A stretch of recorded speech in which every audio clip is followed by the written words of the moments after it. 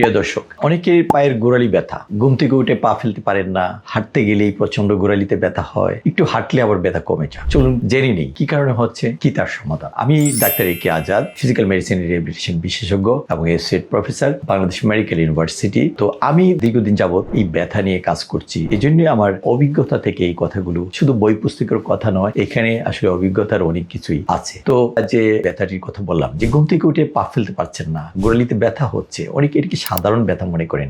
Actually তা নয়, আসলে কোনো একটা প্যাথোলজি হলেই পরেই এটা হয়। তো কি কি কারণে হতে পারে চলুন একটু জেনে নিই।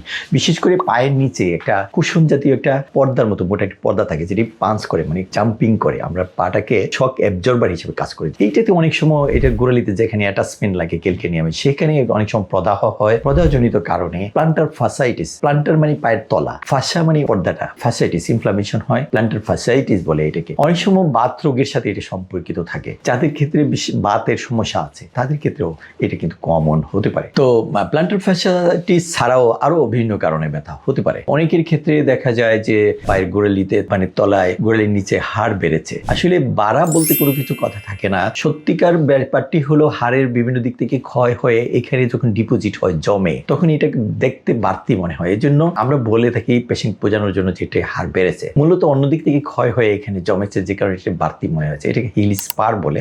তো এটার কারণে ব্যথা হতে পারে।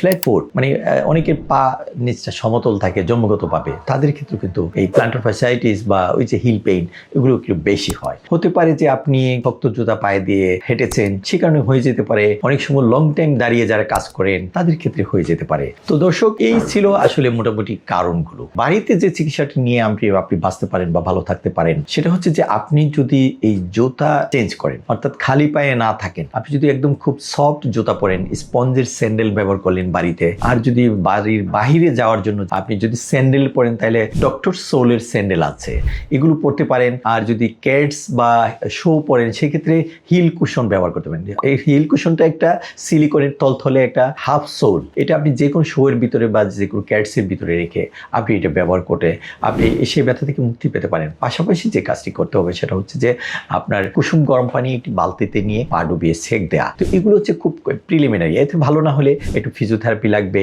একটু এক্সারসাইজ লাগবে, এগুলো দিয়ে আর কিছু ঔষধ লাগতে পারে ব্যথার জন্য। আপনি এভাবে এটি সমাধান করতে পারেন। অবশ্যই এতে ভালো না হলে আপনি একজন ডক্টর দেখাবেন, এবং সেক্ষেত্রে ফিজিক্যাল মেডিসিন বিশেষজ্ঞ দেখালে আপনার ভালো হয়। কারণ হচ্ছে আপনার শো মডিফিকেশন লাগতে পারে। শো মডিফিকেশন এখানে খুবই ইম্পর্টেন্ট।